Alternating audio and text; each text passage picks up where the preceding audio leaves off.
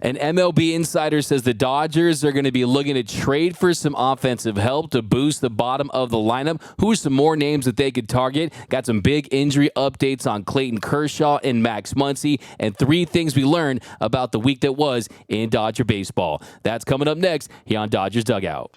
It's time for Dodger baseball. Welcome to Dodger Stadium. Dodgers win!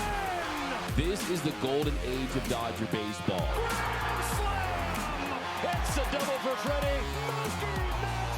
They're going to make big signings. They're going to make impact trades. This is the most anticipated season in Dodgers history. Dodgers have won it all in 2020. Think blue, bleed blue, and I'm out. What's going on, Dodgers Nation? Doug McKain here, credential member of Dodgers Media. You can follow me on X and Instagram at DMac_LA. Now, if you haven't yet, do me a huge favor and subscribe to the Dodgers Nation YouTube channel. Hit that subscribe button, hit that notification bell, hit that like button, and also comment GOAT Tawny down below so you're eligible for our next big giveaway that comes at 95,000 subscribers. We are giving away one brand new authentic Road Gray Shohei Ohtani jersey. All you have to do is subscribe to the channel and comment GOAT Tawny down below. We're also working on some giveaways before then, so stay tuned for those. And to be eligible for our giveaways, you got to subscribe to the channel, have those notifications on, and comment down below. Also, a reminder that this episode of Dodgers Dugout Live is brought to you by our friends over at Bet Online. Bet Online is your #1 source for the NBA Finals and Stanley Cup Finals this season. Every stat, every matchup, and even live odds and spreads while the games are being played. When the game's over, head over to their online casino and get in on a game of blackjack or poker, or unwind with over 150 slot games. Head to the website today to get in on the action. Use promo code BLEAV, BLEAV, for your 50% welcome bonus on your first deposit. Bet Online. The game starts here. And also, let me know down below in the comment section, who do you want to see the Dodgers target at the trade deadline? Do you like any of the names that we mentioned so far? Is there someone out there that you want the Dodgers to pursue? We're going to be breaking that down. Hopefully, we're going to have an MLB insider on the show later this week, so stay tuned for that. And also, is Gavin Stone the second best pitcher on the Dodgers behind Tyler Glasnow, or is it still Yoshinobu Yamamoto? Let us know down below. And for all latest Dodgers news, head over to DodgersNation.com.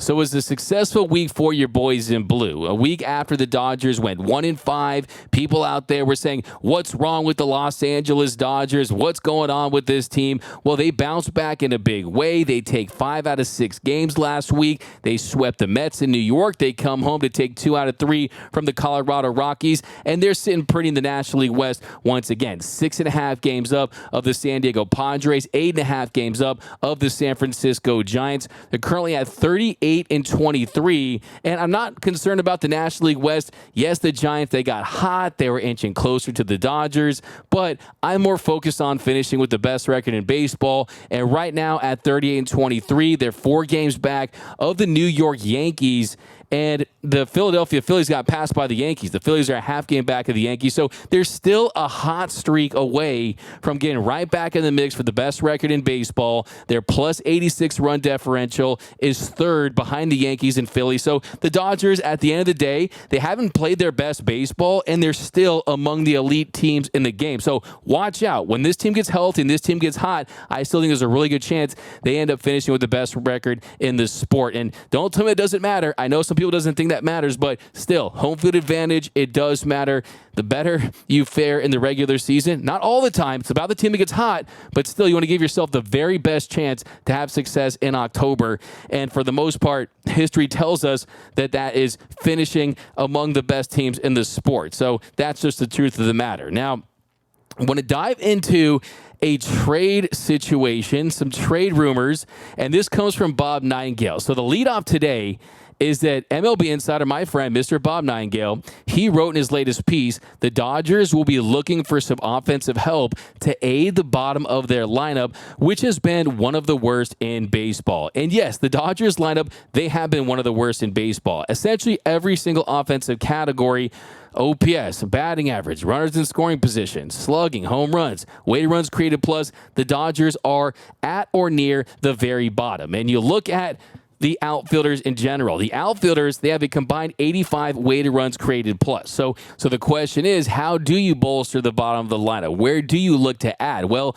first option for me, of course, still is you try to bring in a shortstop, a Bo Bichette or Willie Adames. You put Mookie Betts back at second, and I think that is ideal. Or you could throw Mookie Betts in right, and you have Gavin Lux at second if he continues to trend in the right direction, and then he really starts turning the corner. I mean, Gavin Lux has been solid-ish lately, but it hasn't been enough for me to say, okay, I've seen enough. He's my everyday second baseman for the entire season and of the postseason. I still want him to show me a little more. I'm still looking for Gavin Lux to show me something before I give him the keys to that position. Look, he can still be the good Lux charm for this team. He certainly was that in 2021, did some really nice things. He was batting around 130, weighted runs created plus in the ninth hole, just as that second leadoff guy. He can get on base and be a dynamic base runner and just be a spark for the offense, a spark for the bottom of the lineup. Just get on base and make things happen. I think you want to avoid a high strikeout rate. You want to put the ball in play when you need to.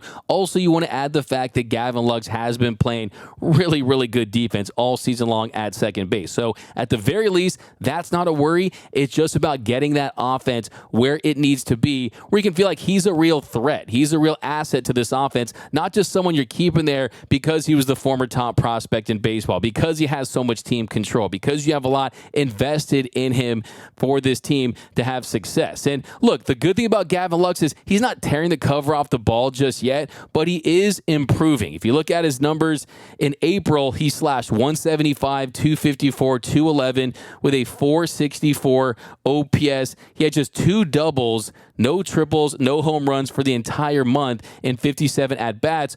Well, if you look at the month of May, it was definitely a marked improvement. He raised that average to 247, had a 295 on base, a 384 slug.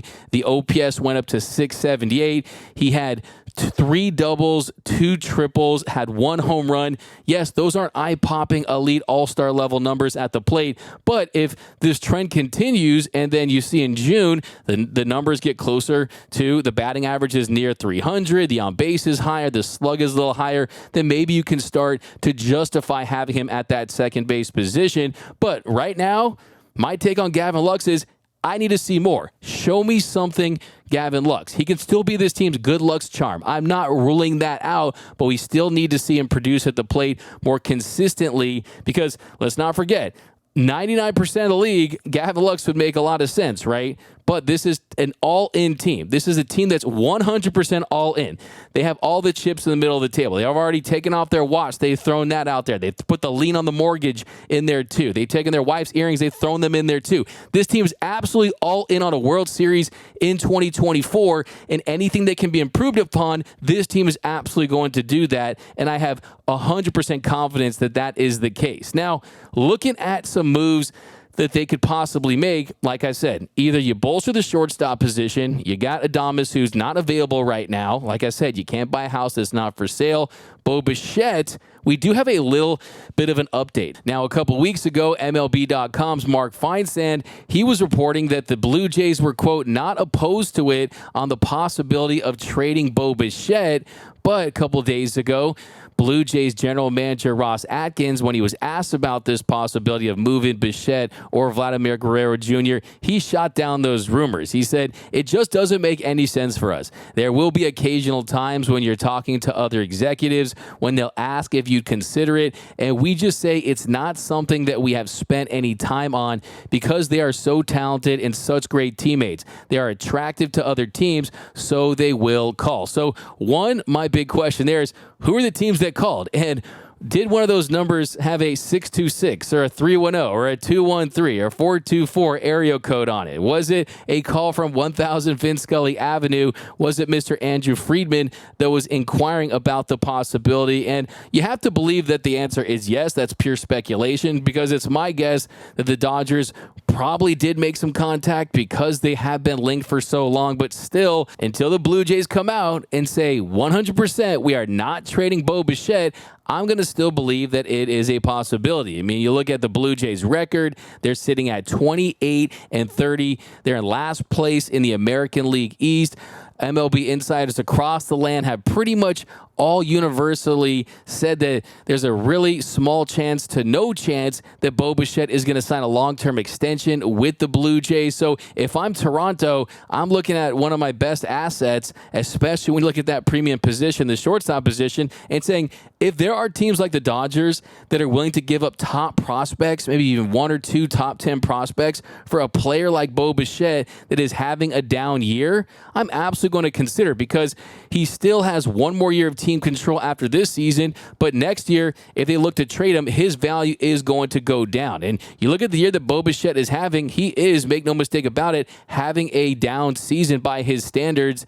Even when he started to pick it up a little bit, he kind of fell behind again. If you look at the year he's having in 55 games, 232 plate appearances, he's slashing 236, 284, 343 with an 80 weighted runs created plus. So he has been 20% below league average offensively this season. He's hit 4 home runs, and this is someone who can hit 25 to 30 plus home runs in a season. This is one of the best hitting shortstops in baseball over the last couple years.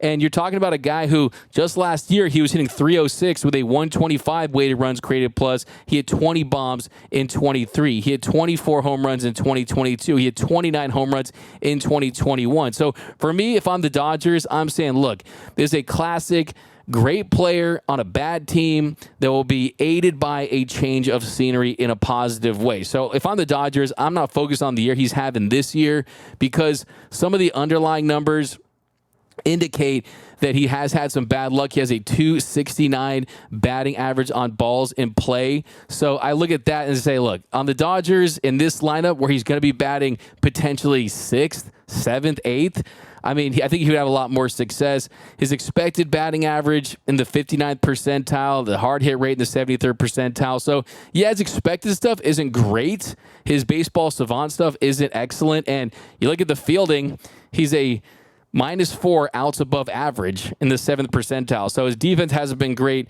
this year either. So I think for the Dodgers, Bo Bichette could make sense if you could get him while his value is lower and the prospect capital cost isn't as high. But remains to be seen if they're even going to be willing to trade him. But I do think it's more likely that the Dodgers will look to the outfield, right? Look at the outfield situation and try to plug someone in there, because it's more versatile, right? You can throw guys in left and right and center. It's a little more positional versatility with an outfielder. They are more readily available. There's more of them that are above average hitters on cheaper contracts, guys that really can bring in on either short-term deals or one-year rentals. So I look at the outfield spot. We've talked about a lot of guys so far, and I see a lot of Tommy Pham out there. And last year in June, I was trying to convince everyone that the Dodgers should trade for Tommy Pham before he was ultimately traded from the Mets to the Diamondbacks. And on the Diamondbacks, he had some really nice moments in the postseason, definitely helped their improbable run to the World Series. But this year, yeah, Tommy Pham, he would not be the worst, right? There's worse options than a Tommy Pham, but that was last year that I was pushing for a Tommy Pham trade, not this year. This year is a different story. I think if you're the Dodgers this year, you have to go bigger. You have to go bigger than a Tommy Pham. Last year, I think Tommy Pham made all the sense in the world. That's why I was the first guy to throw his name out there as a trade candidate for the Dodgers. This year, I think you need someone that you can really count on in the postseason. And yes, Tommy Pham has had his moments, but look, you saw what happened yesterday. He gets into it and he said, "Oh, I'm not someone who starts it, but I'm prepared to finish it. That's why I fight in the offseason so I could F someone up and things like that." The thing about Tommy Pham is, yes, I think the Dodgers, you want that dog. You want players that have that edge, right? But this team, they have the Teoscar Hernandezes, right? You have the Kike Hernandezes, right? Mookie, Ohtani, and Freddie, they're all going to the Hall of Fame, okay? I don't care that if you don't see this visible outward dog. There's more dog in them, in their pinky finger, than Tommy Pham has in his entire body, right? So I don't buy into that as much for baseball because it's a cerebral sport, requires a lot of concentration. It's not a rah-rah tough guy sport, right? The tough guy thing to do if you're a player is to hit one over the wall, right? That's how you really do it in Major League Baseball. You let your play do the talking for you. And for me, it's, look, I look beyond that. For me, it's just more about as a player, I just don't think that he's the answer or would be the answer. I mean, he would come on the cheap. He would be a rental for the remainder of the season. But here's the thing. Even if this team embraced Tommy Pham, there's a chance that they would. And Tommy Pham made it pretty clear that he wanted to join this team last year. Even if there's a 1% chance that he's not good for the locker room, not good for the clubhouse, I think that's dangerous, right? You do not want to have a family feud in the Dodgers clubhouse. And if they wanted to embrace him and they wanted him to be on this team, maybe they would go that route. But I think there's just some better options out there. They're just better baseball players that the Dodgers could potentially acquire that could help this team more than a Tommy Pham. So some other names we're going to dive into this week. I'm just going to throw them out there right now, though.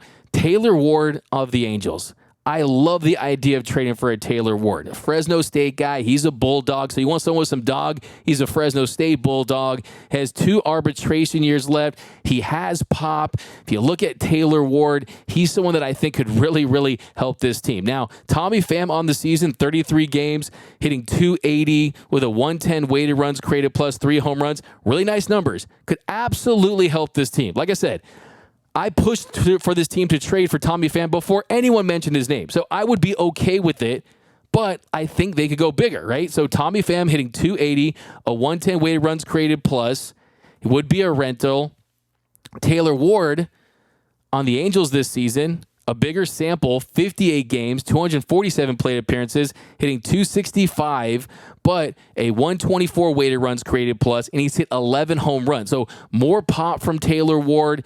He's under team control for a couple of more seasons. So that is something that you would consider as well, because I think the Dodgers probably would prefer a rental in this situation. But hey, Taylor Ward's just a name that I really am intrigued by, because that Angels team, you always wonder if you want to shake hands with the enemy and do anything to help the Dodgers. But look at Taylor Ward's, look at his advanced stuff. Look at his savant metrics. I mean, he's in the 95th percentile in expected slug. He's .280 expected batting average in the 83rd percentile. I mean, his stuff is off the charts for the role that he would play for this team. You also look at the defense, it's superior to Tommy Pham. I mean, 69th percentile and outs above average. You compare that to Tommy Pham, he's in the 31st percentile and outs above average. So the other thing too with Pham is they could have had him last year. If the Dodgers wanted to trade for Tommy Pham last season, they would have done it. And what makes you think that they didn't trade for him when they had a team that had lower expectations? It was the youth movement, the transitional year, the year that they were just signing guys to 1-year deals so they could sign Ohtani. They didn't trade for him then. What makes you think they want to add him now when they have so much invested in this team after you did sign Ohtani and Yamamoto? I just think that this team could do better and go bigger than a Tommy Pham. Some other names they could go out and pursue: Dalton Varsho of the Toronto Blue Jays. Mark Canha is another name they could pursue. From the Detroit Tigers. The Tigers, they're looking to be sellers possibly once again. He has 1 more year of team control after this season. I really like the possibility of that as well. But we're going to dive into 10 names I'm going to give you guys later in the week. But I think the bottom line is we know at this point they're going to make a move. So we are going to be following this from every single angle. I've had a lot of people tweet me about the possibility of trading for Francisco Lindor. One, I wouldn't touch that. Because you look at Lindor's contract, even if the Mets were willing to pay that down, even if they were willing to pay that down, pay half of his contract, and let's say they move him and they retain about $17 million per half the deal. I mean, look, cool. That'd be okay. But if you're the Mets, why the hell would you do that? If you're the Mets, why would you trade Francisco Lindor when there's no other viable shortstop options out there? What are you going to do? Sign Willy Adames? How's that really an upgrade? I mean, you look at all the shortstops that are locked up. Seager, he's locked up through 2031. Bogarts and Trey Turner are locked up through 2033. Swanson, 2029. If you want to consider Betts a shortstop, which I do not, 2032. Volpe, Gunnar, that's through 2028. Witt through 2030. I mean, Wander Franco, he's going to be locked up for life for what he did. But still, having said all that, I mean, he's under contract until 2031, and he has a no-trade clause. So he's not going to be traded by the New York Mets unless he pulls a George Costanza and, just goes in there and wants to get fired, right? If he ties the World Series trophy and drives around the parking lot there in Flushing, Queens and demands to be traded. That is what I've been told. I've talked to some Mets insiders, and they tell me that this is what I was told by a Mets insider, that even if the Mets wanted to go through a full rebuild, that Lindor would still be on the team. That is how committed they are to Francisco Lindor. And I think the issue with Lindor is not his play. I mean, he's still one of, if not the best defensive shortstops in Major League Baseball. He's in the 1 percentile when it comes to range. He's absolutely elite. And he's been the 8th most valuable defender in the sport this year. So the arm isn't great. The range is elite. Still one of the better defensive shortstops in the sport. But for me, I look at it this way. The issue for Lindor is that he's forced to be the best player on that team. There are no Mookie Bettses and Freddie Freemans and Otanis. He has to be the superstar on that team. He needs to be on a team where he's not one of their best 2 or 3 superstars, right? He needs to be on a team like the Dodgers or the Yankees, the Braves. So it's really a rough situation for him in New York. But look, I just don't think that it's even under any consideration by the Mets and even the Dodgers' sake. I mean, when you look at his numbers offensively, Francisco Lindor, yeah, sure, defensively he's great, but I mean, you can find a really good defensive shortstop that can get it done for a fraction of the price. And right now, Lindor, he's around a league average bat, a 101 weighted runs created plus with 9 home runs in 59 games, hitting .227. So, in the words of the great Randy Jackson on a Lindor trade, I am all the way out on the possibility of that. I just think that you can pour more resources in a better spot than you can with that. I'd rather make a Godfather offer for Bo Bichette and get a more offensive-minded shortstop, or even find a way to get Willy Adames in the offseason for a much cheaper price than that. And I just have been told that that's not a realistic possibility. Some other trade rumors, it was reported that the Dodgers were interested in signing Blake Snell. We talked about that this offseason, that they made a play for Snell before he opted for the Giants. This is from John Heyman. Word is the Dodgers made a late play for Blake Snell before he opted for the rival Giants. As it was, LA's winter was an all-timer. Shohei Ohtani, Yoshinobu Yamamoto, Tyler Glasnow, Teoscar Hernandez, James Paxton, and more. The effort shows they still have money to spend, though. So there you go.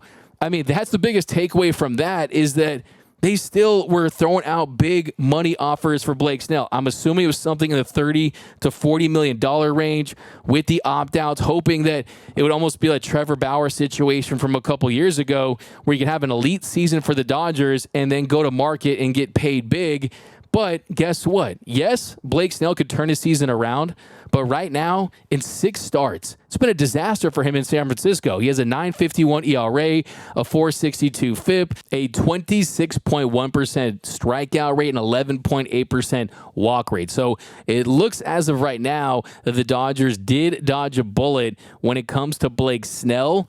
But the big takeaway here is that they're willing to spend more. So that means that if there's players out there that have larger salaries right now that the Dodgers would be interested in acquiring, well, guess what? They were willing to spend more money. So that tells me that they are willing to go bigger than a Tommy Pham, than some of these kind of like Band-Aid type pieces where you're not really making a huge impact with them. I think they want to go bigger because I think this team is ruthless, and they're all in on doing everything they can to flex their financial muscle to get a World Series championship in year 1 with Shohei Ohtani. Okay, now I've got a big injury update, and we're going to start with Clayton Kershaw. Kersh was on the mound facing hitters at Dodgers Stadium for the first time since the Dodgers' Game 1 loss to the Diamondbacks in the NLDS last year. He faced 3 hitters, Chris Taylor, Austin Barnes, and Kendall George. He would face them 2 times, so pretty much a long inning. And after, he said, you build up an inning every 5 or 6 days or so and see where you're at. He said, it went okay. I feel all right. The shoulder feels healthy. Now it's just a matter of building your pitches back up and getting ready to go. So very encouraging news.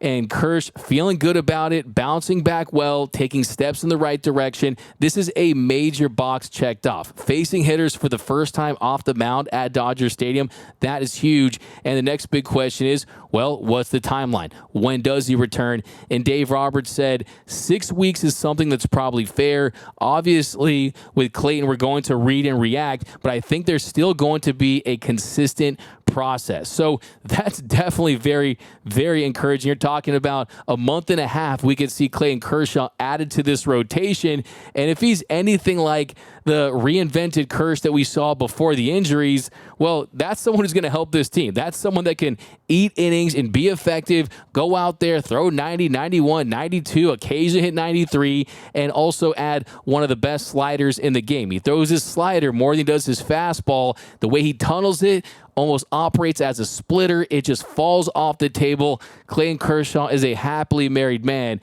but he's got a slide piece, and it's still one of the best in baseball. So that's very, very encouraging stuff.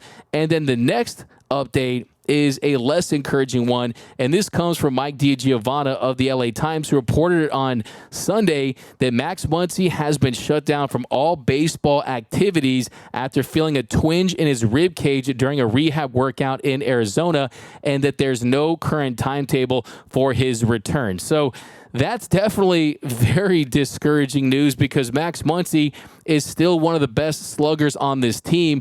He had hit 9 home runs in 40 games this season. He was on pace to match his career high with 36 home runs. So when Max Muncy is healthy for a full season, you can expect 30-plus home runs and 100-plus bombs, and you add the fact that he improved so much defensively. Max Muncy was headed for possibly an all-star level season. So hopefully he can get back on track, and this is nothing too serious, but we've seen Miguel Rojas, we've seen Kike Hernandez. They have performed well at the hot corner, but those are rotational guys, right? Those aren't everyday type of players.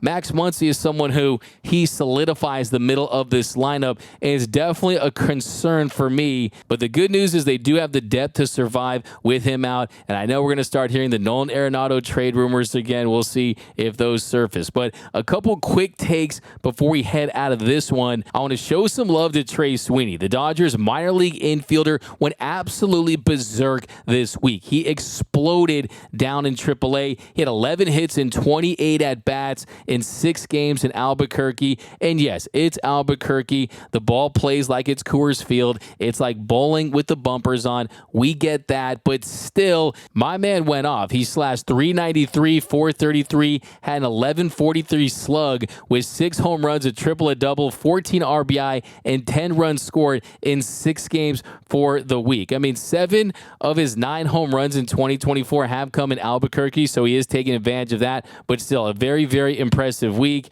And sure, heading into this week, he was slashing 232, 338, 347, and had a 799 OPS, but still an extremely impressive week nonetheless for Trey Sweeney.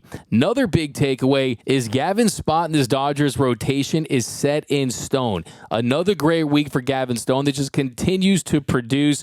On the week, he had his best start of his career, going 7 scoreless against the New York Mets, had 7 strikeouts. He follows that up with a less efficient outing against the Rockies, but still he goes 5 scoreless, had 6 strikeouts.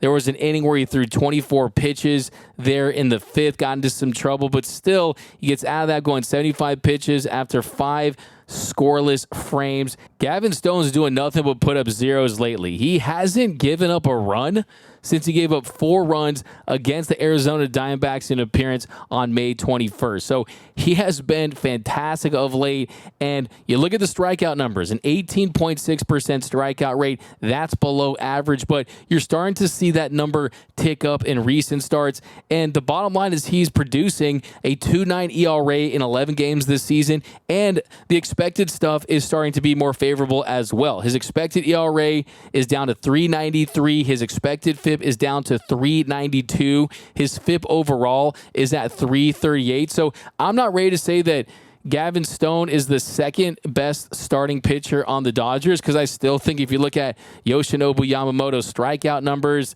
Yoshinobu Yamamoto's ERA at 3.38, his FIP is better at 2.70, his expected numbers are better with a 3.36 expected ERA and a 2.74 expected FIP, but for the number 3 guy, absolutely, right? I mean, this is someone who really has impressed this season. He's continuing to improve in all aspects. And for me, it's using that fastball on the edges, that four-seam fastball on the corners, setting up that nasty changeup that has the tumble, it has the ride and run out of the zone. He's got nasty stuff, nastier than a porta potty at a music festival, nastier than sipping a Mountain Dew that has tobacco and you didn't know was in there. I mean, this guy is filthy, and I'm really impressed by what I've seen lately from Gavin Stone, and he just continues to get better. Now, third takeaway is some of these maligned bullpen pieces, it's time to show him some love. I mean, even Michael Grove has performed a lot better of late.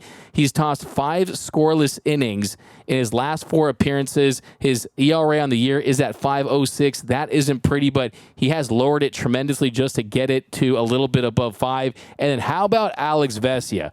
A lot of people like to mess you with Vesia, and they like to call him out, saying that he's not the best high-leverage lefty that they could have as an option. No, Alex Vesia has really put together a strong season. Last appearance against the Rockies, he came in there in the 8th inning, had 2 strikeouts and a perfect frame. Since April 4th, Alex Vesia has been electric. He's posted a .47 ERA in his past 17 appearances. So he's been really, really good. And then throw in another takeaway, Andy Pages, and we're going to do a little more on this later in the week, but Andy Pages is doing what I told him to do. I said that we need to see Andy Pages have a slump so he could work his way out of a slump, right? So he could continue his second stage out of a big leaguer and prove you belong. Well, on the week, in his last 5 games, he's hitting .529, and his batting average on the year is up to .259. So a really nice week for Andy Pages. He's someone that I was starting to get a little concerned about because the strikeout numbers were high. He was missing fastballs in the zone, and when you start to miss that, that's when you really start to have some red flags. But right now, he's hitting .258 with a 97 weighted runs created plus, slugging .400 with 5 bombs. So right now, he's still justifying his playing time, and James Outman is down in AAA having success too. So I know that having Miguel Vargas, having Andy Pages compete, essentially, having James Outman compete, competition is good. It's helpful, especially for young players. So I still like the trajectory that Andy Pages is on for this team. But that's going to do it for this episode of Dodgers Dugout. My name is Doug McKain. You can follow me on X and Instagram at DMac_LA. For all latest Dodgers news, rumors, hype videos, live streams, and more, subscribe to the #1 show on the #1 Dodgers channel here on YouTube, the YouTube channel, the Dodgers Nation YouTube channel. My name is Doug McKain. Follow me on X and Instagram at DMac_LA. Comment Goat Tawny down below. And also, who do you want to see the Dodgers pursue to try to bolster the bottom of this lineup? We're going to do some more deep dives on some targets later on this week. We're going to spend a whole episode on just deep diving on some of these options. But that's going to do it for this episode. Comment Goat Tawny. Drop your takes down below. Remember, nothing brings us together quite like Dodger baseball. And until next time, think blue, bleed blue, and I'm out.